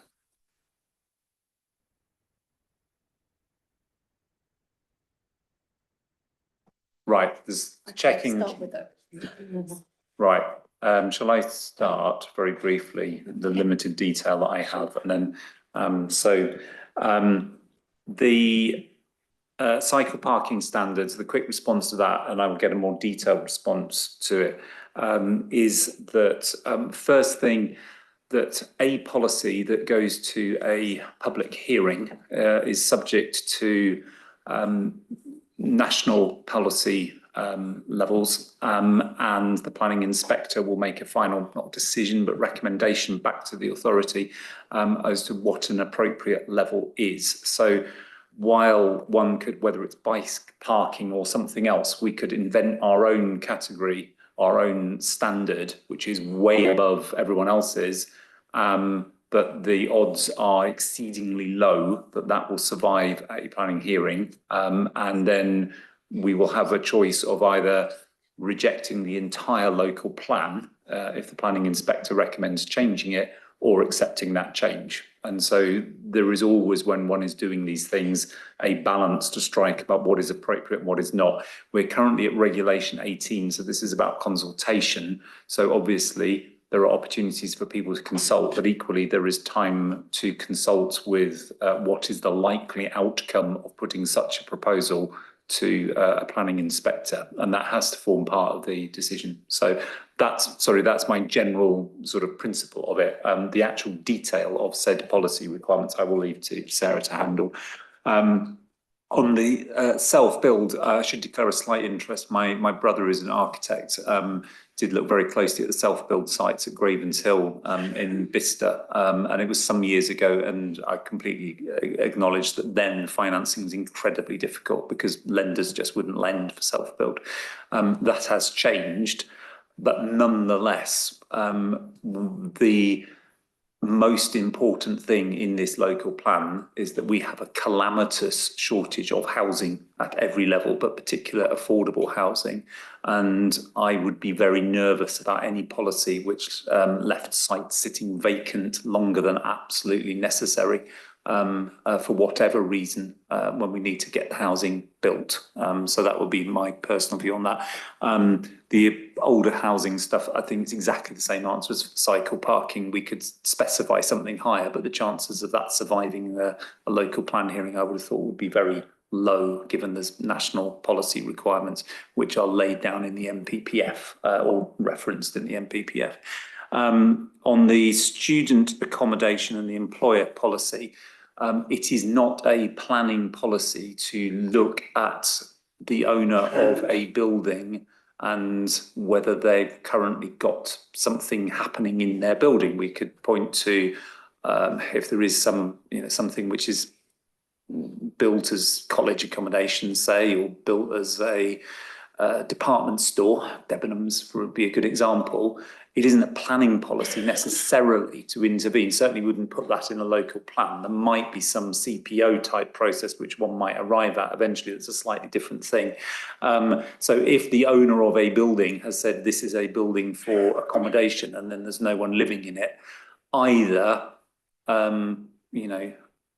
they continue to sit there, it will cost them money and they will not have any revenue from it or use from it, or they respond and do something different to it, whether they approach a different type of tenant or a different type of use for the building or whatever it might be. So those are the broad principle ones, and I hope by now I've used up sufficient time that you've been able to track down the bullet points and know what the question's about. Thank you. Yes, just going over those questions. In terms of the custom house building, we actually have a year at the moment in the local plan 2036 rather than 6 months. We were reducing it because that was leading to problems on some of the schemes with things being just left vacant, waiting for too long, when then there was shown to be a lack of interest. So we thought a shorter timescale, at least consulting on that shorter timescale, was worth looking at. In terms of the specialist accommodation standards, that's outside of planning really. There is standard sizes just for standard houses and there aren't any for specialist houses. We did actually at one point try to bring those in for some specialist accommodation and into the local plan 2036 and it got thrown out at examination. We were unable to do it. So it's something that you probably need to look at other regulatory systems for rather than planning. Student accommodation, I think this question came up in relation to the AMR before Christmas, whether we could monitor it. It's actually really difficult for us to monitor. I think we made the point at the time, logically, there's not going to be loads of things sitting empty in Oxford because there'll always be people wanting to make use of things. There's so much value to be had.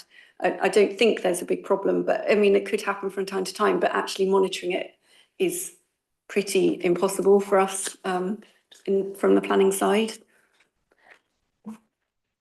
And in terms of the bullet point. I've got to the bullet point. You've got to the bullet point. Right. The bullet point, which is the one that refers to the Oxfordshire County Council's current transport authorities, current transport policies. I don't think we can or should leave that out. We are the planning authority. We are not the transport authority. That is the nature for any planning authority in a two-tier system. So I think it's appropriate in explaining a policy, and this is leading up to the policy, was it I can't remember the S3, sorry. So the infrastructure delivery policy. To be silent or to pretend that there is no transport policy would be inappropriate. So even though there may be differences of opinion, and I'm well aware that there are quite strongly expressed differences of opinion on transport policy, I think we have to say what they are, because they're a fact. And obviously, if we get to Regulation 19 and it's changed, or we get to the the actual hearings and they've changed again, then no doubt we might suggest a changing to the inspector. But I think we have to say something about them because they provide the meaning and the context for what follows. Thank you very much. Is there anyone else who wishes to raise a question at this stage? Councillor Miles. I have a follow-up question, well, another question, if I may. So with respect to the HMO policy and the saturation, which is policy H9, I'd just like clarification as whether there is any way we can remove grandfather rights for HMOs that perhaps are not performing to our required standard, that have are where there is an over concentration of HMOs, because at the moment I think this policy refers to new HMOs. Is there any way that the policy can also extend to existing HMOs? Because we know that we've got a quality control issue with some of the existing ones, and there is over saturation. So that is one question. And then is there anything else that can be done on HD9 around the view cones? I think we've acknowledged we've got a housing shortage, and we've got this challenge that, having to balance the interests of, the views of Oxford and conservation, obviously, but also we need housing urgently in the city centre. So is there anything that can be done to strengthen the area where we're talking about the height of buildings, so that we can encourage, I'm not talking skyscrapers, I'm thinking Amsterdam kind of style housing where it's much denser, at like 4-storey level, compact. Thank you. Thank you very much, Councillor Miles. Anyone else who'd like to raise a question grouped? In which case I'll go to Councillor Hollingsworth and officers for us. Right, the non-technical version of the HMO one is no. Basically, if something has a use class as an HMO, then it cannot be taken away from them under the planning system unless there is some change of use. And so, for example, I'm well aware, in fact, actually, of this happened to a family member of a former councillor whose house was an HMO, and then she lived in it with her family for a matter of a few weeks, and that was sufficient to remove it from being an HMO.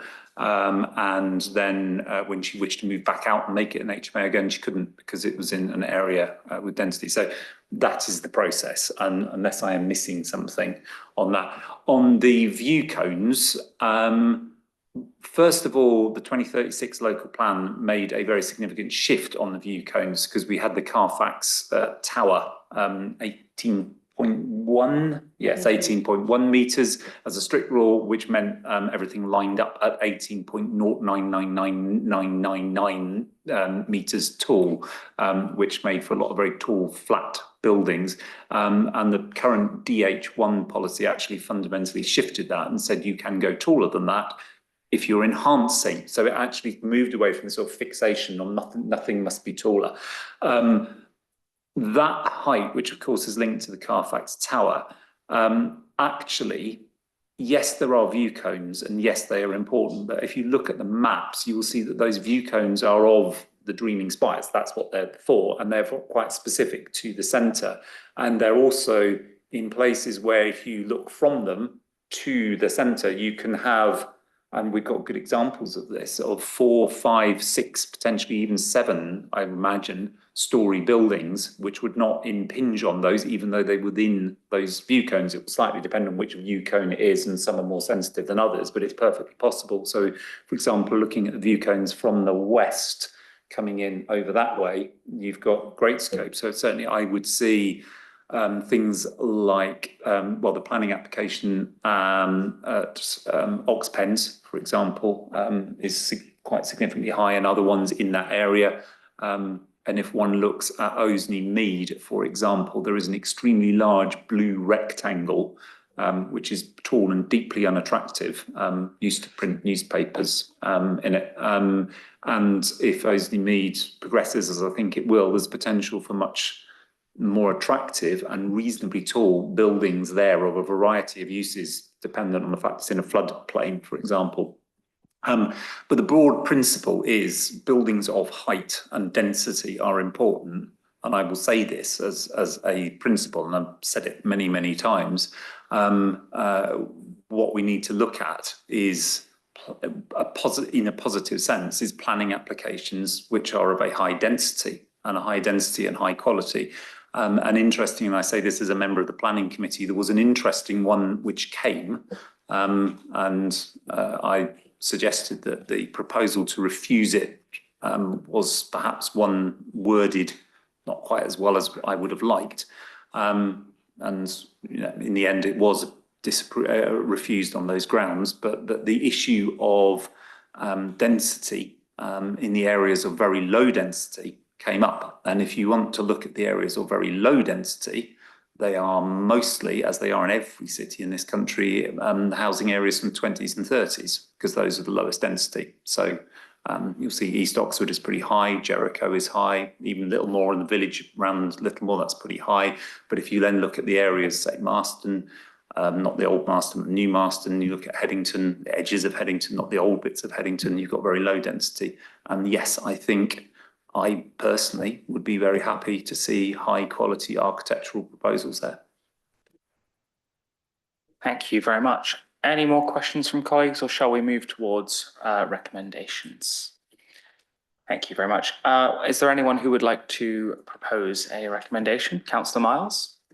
Yes, please. So I think I'd like to propose a recommendation with regards to the bike parking standards. On that, based on what we have heard, there is, I think, a note that there is an opportunity in this consultation for us to be asking a question very specifically around whether what the views are on the figures in this section and whether they are policy coherent to our 2030 goals to increase the number of bike trips within the city. I guess as a note to this, I know that the local plan, I think or when I compared previous figures to Cambridge, they were higher there in a current local plan. So it has been done elsewhere. It is certainly possible, but the recommendation would be to review these and put a question in the consultation.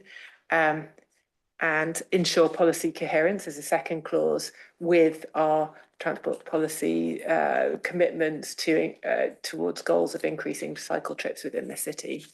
So that would be, I think, my main recommendation. I do wonder, in response to the cabinet members' comments around densification, whether we might want to strengthen the wording or request some strengthened wording around this, encouraging more, higher buildings, and whether it's strong enough. So a reflection on the strength of which that sentiment that has just been expressed is clear in that policy.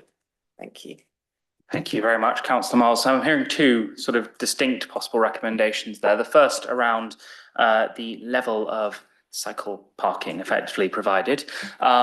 I think that sounds very sensible, at least in the sense of exploring what can be done, and noting Councillor Hollingsworth's response that it may be that we get knocked back, but it would make sense, I would think, for us to make a recommendation that Cabinet at least look at this.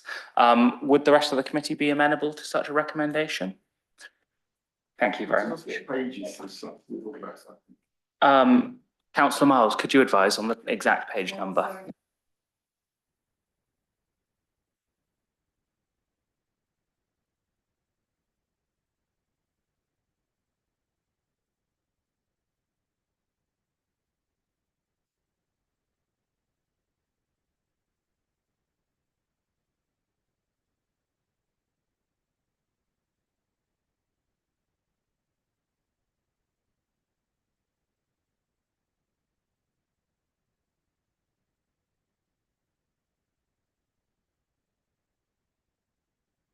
Yeah, thank you. Category and then the spaces per, for instance, bedroom, how many bike parking spaces have to be provided. And that, you know, the rationale for this, just to clarify, is that based on personal experience, trying to retrospectively get bike parking implemented, it puts a lot of cost onto us as the council.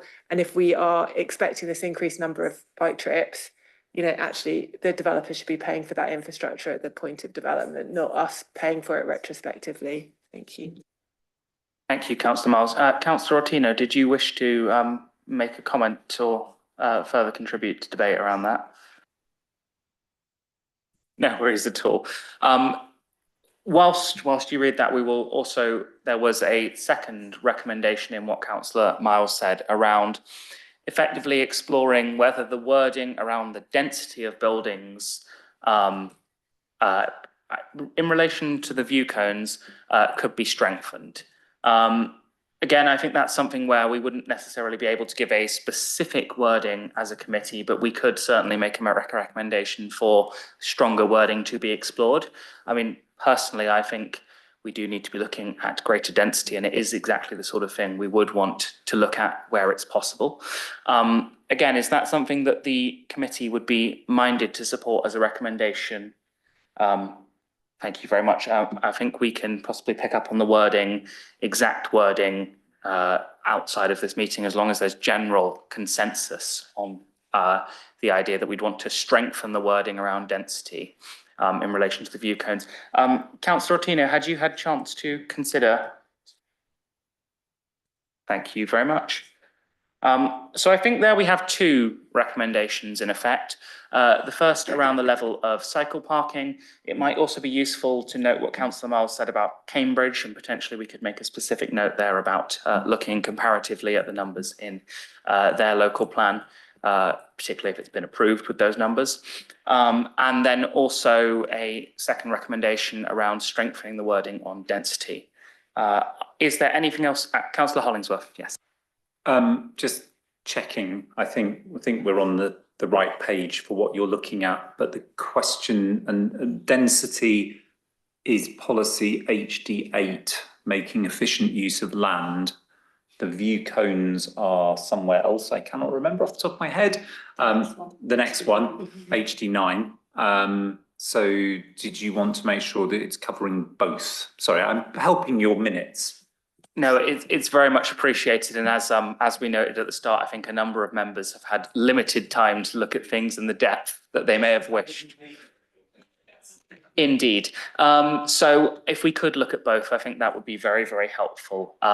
Obviously, although they are in separate policies, they have a collaborative and conjoined effect in terms of the actual cityscape, let's say. Thank you very much, colleagues. Unless there's anything else, I think we can thank Councillor Hollingsworth and the officer team for their help today and for coming to report to us. Thank you very much.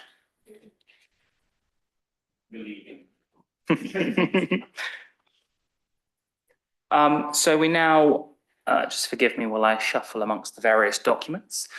We now move to item 9, which is the annual complaints performance and service improvement.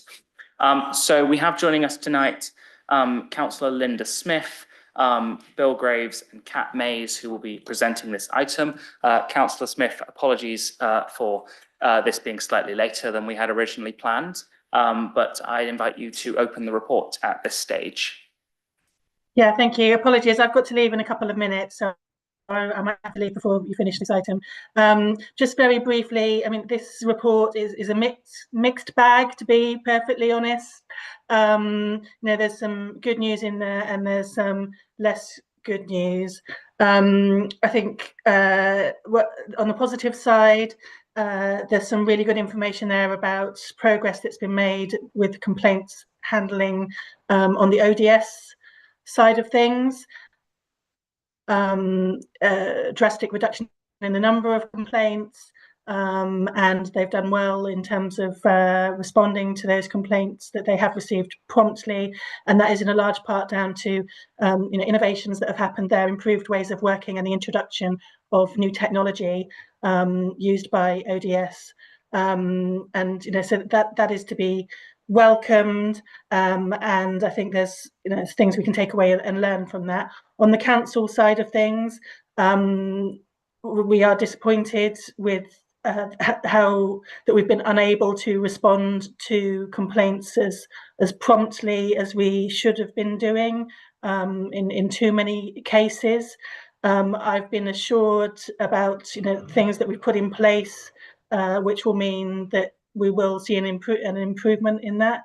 In the next year, the report goes into details about changes to the staffing which have taken place, which really should mean that we can see better results next year.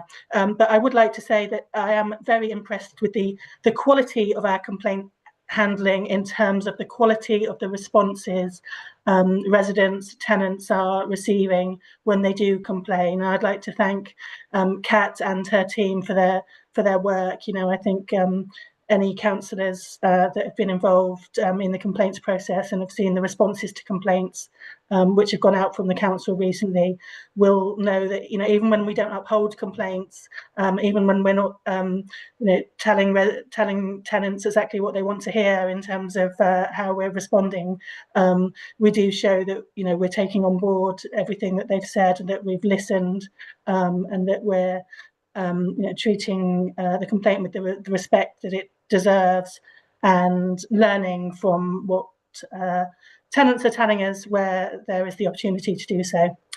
So with that, I'll pass over to Bill and Kat.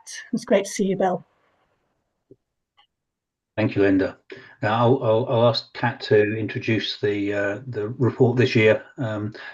I was unable to contribute to the drafting of the report because I was at a prolonged period of absence after an operation. So I can invite Kat to actually talk us through the basics of the report, trusting that members have had an opportunity, at least briefly, to go through the headlines. And as Linda said, we did have a difficult period last year with Kat being on her own through sickness, absence, and then the member of staff leaving. So essentially one person running what should have been a team of 2 until we were able to recruit, and we're now at 3. So we've got some additional resource in to support Kat further. So Kat will talk about the impact that's had already. So Kat, over to you. Good evening, everyone. So this report is an annual requirement from the Housing Ombudsman. We have to publish it on our website, and it's designed to be for the benefit of the residents. We published last year's on there. We had figures from that we've been able to compare this year that you'll see in the report. And as Councillor Smith said, overall figures have gone down mainly because of a large reduction on the number of complaints handled by ODS on our behalf. The complaints within this report are complaints related to our landlord function that would broadly come under the Housing Ombudsman service. So it doesn't include things like homelessness provision, council tax, things that would come under the local government and social care ombudsman. So it is just focused on those sort of landlord related ones, which are handled by my team and by a team within ODS who handle complaints on our behalf. Again, as Councillor Smith said, the main headline of it is that there was a major reduction in the complaints being handled within the target timescale within the council. I think that we have put in place now the measures to, well, not only to fix that situation, but to try and prevent anything from happening in future. That's mainly with increased numbers. We now have 2 customer care and complaint officers, but also in how we work, how we record things, just making sure that we're more resilient, that if one person is ill or is not there for whatever reason, everything can be picked up easily, and we can continue to try and have that continuity of service really for the residents. I think it's probably, but I'm inclined to just take questions so we can focus on the bits that you want to know about, really. Thank you very much. Thank you, Councillor Smith. Thank you, Kat. Thank you, Bill. We will now go to the room for questions from colleagues. Again, I'll seek to take them in banks of 2 or 3, depending on the number of questions any individual member might have. Anyone like to get started? Councillor Ottino? Yeah, do we have any idea about similar performance by the big housing associations in Oxford, like Peabody and Green Square and 82 Dominion? My sense from talking to my constituents that we do a better job than them. And can you tell us a bit more about the tenancy involvement strategy, how that's going? Thank you very much, Councillor Ottino. I will take one more member's questions if anyone has some to raise at this juncture. Seeing none for now, I will pass back to you, Kat, to respond to Councillor Ottino. Okay, yep. In regards to benchmarking against other organisations, this year's reports have had a look. No one's pipped us to the post yet on getting these released. So we don't know what figures everyone else is reporting for this year yet. In last year's report, we looked at benchmarking that was done by Housemark around the tenant satisfaction measures and things like that. That data is not available yet. We were a bit later on publishing our report last year. So that's the discrepancy on that. So right now we don't have any good benchmarking data to use, but I agree it would be useful. And once we do have that information from this year's, we'll start looking at how we can work that in to the report. This is only the second year that anyone has been doing these. So I think once there's a pattern starting to emerge, once there's other similar organisations that have reports that we can compare ourselves to, we can do a bit of our own benchmarking, sort of tracking the changes and the progressions at a national and at a local level. I think that would be quite an interesting thing to focus on. In regards to the tenant involvement strategy, that's mainly done in our involvement team, so it's not something I know beyond the complaints element. For the complaints part, I can say that there are plans to have a resident panel looking at complaints. Really something I'm quite enthusiastic about. I think it will really hold us accountable. It will ensure that we're doing what the tenants want, not just what we think they want. Their insight into the complaints, into trends, into learning and service improvement, I think will be really, really helpful moving forward. Thank you very much. If I could just pick up on one specific item. You mentioned that we are in a process of putting together sort of benchmarking data. Could you just indicate when that data might be to hand? I think it'd be very useful for the committee to know. Okay, so the Housemark data, I believe, and Bill might be able to correct me, is expected sometime within the summer. We normally get half year results, so probably a little bit later than that. We normally receive the Housemark end of year results in late autumn, and that will give us an idea of the high level numbers and performance against other organisations. I think that the work to compare directly with other RPs in Oxfordshire and around the Oxford area will have to be done ourselves, and just incorporated into next year's report. I think we'll always be working a little bit behind. We are always aiming now to get our annual complaint report around this time of year in June. So it really is a lottery as to when dates fall for publication for different organisations. But we'll certainly will be doing that and incorporate it in next year's report. Thank you very much. Councillor Smith, I saw your hand. Apologies for not catching it before I asked my question. Right. Can I just say a few words about tenant engagement? Just to say, there was a roadshow that went out over the last few months, pop-up stalls in various locations on estates and in public areas, and the engagement from tenants was phenomenal, really good. We've got close to 200 tenants that as a result of the interacting with tenant engagement officers at these stalls as part of the roadshow, said that they want to be involved in the tenant involvement work. So it's really exciting. And we're having an online launch on the 24th of June. Unfortunately, it clashes with the housing and homelessness panel, so something might have to give there. But all those tenants that have expressed an interest are going to be invited to join that call, and we'll take it from there really, and sort of set out what the options are in some detail for them for the different ways they can get involved, and hopefully we'll start populating those panels, including the one that Kat was talking about, and start getting tenants to work, helping us improve our service. So it's all really exciting and positive. Thank you, Councillor Smith. That does sound like a very, very positive development, and thank you for sharing the details with us. I'm going to ask again, are there any more questions from the committee at this stage? Seeing none in the room, therefore I wonder if colleagues would be minded to move on to recommendations. Are there any recommendations that colleagues would like to put forward? Councillor Miles? Yeah, I think it would be helpful to include the benchmark performance from other housing associations at a particularly those operating at a local level in future reports. So, if we can formalise maybe that recommendation, I think that would be useful. Particularly, I've seen a really big increase in the number of people saying that they're complaining about a housing association provider in my ward, and it has been concerning. So it would be very interesting to have access and see that data and compare it to our own data in the city. So thank you.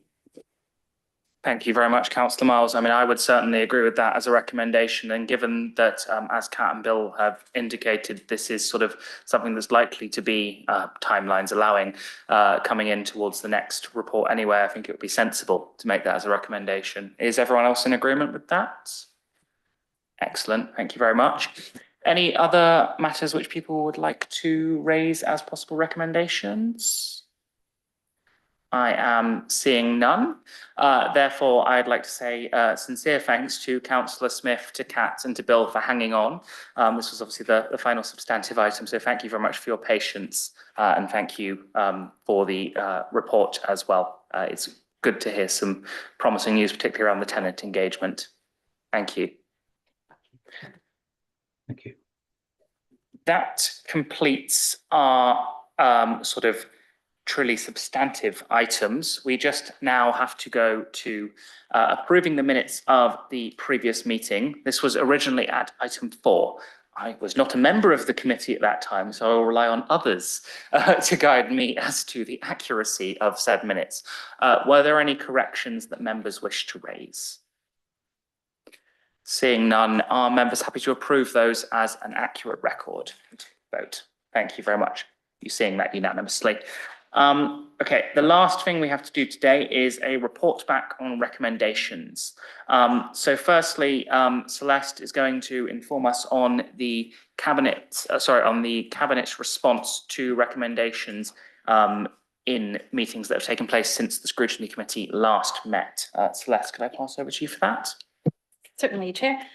So these are the reports from the recommendations put forward by the committee in the previous municipal year. There were 6 recommendations that were made to Cabinet at its April meeting relating to items that were considered by both the committee and the Climate and Environment panel. Those are set out in the report. There was also one recommendation by the Finance and Performance panel to the shareholder meeting in relation to a matter relating to the ODS company. But mind you, these are in the restricted papers. All of these are, including the Cabinet's responses, are in the agenda pack. Thank you. Yeah. Thank you very much, Celeste. Were there any questions or matters members wish to raise about those, noting that some of those matters would require us to go into closed session? Seeing none, Celeste, could you also therefore update us on the panel's recent activities? Thank you. Yeah, as mentioned, beyond 26th of March, which is the last committee meeting of the previous year, it was the Finance and Performance panel and the Climate and Environment panel that met, and these recommendations were put forward already to the Cabinet, which I've just mentioned. But yeah, thank you very much, Chair. And if you don't mind, just sort of more on the administrative side, we did receive apologies from Councillor Correa, and I just want to put that out on the record. Thank you. Apologies, I was supposed to mention that at the conclusion of the break, and all of the excitement, I neglected to do so. Thank you for noting that, Celeste. The last thing for this meeting is to confirm the dates of future meetings. You'll note that there is a list provided, and we approve them indeed with the scrutiny principles. The next meeting of this committee will be on Tuesday, the 1st of July. I would also like to take this opportunity to offer my sincere thanks to Celeste, Jonathan and Hannah. We've had to cope in quite difficult circumstances today, and their support has been hugely invaluable. So thank you very, very much. Yeah, so let's do a round of applause. Yeah, thank you very much for your support. It's very much appreciated. Thank you, colleagues. We can now return to our evenings.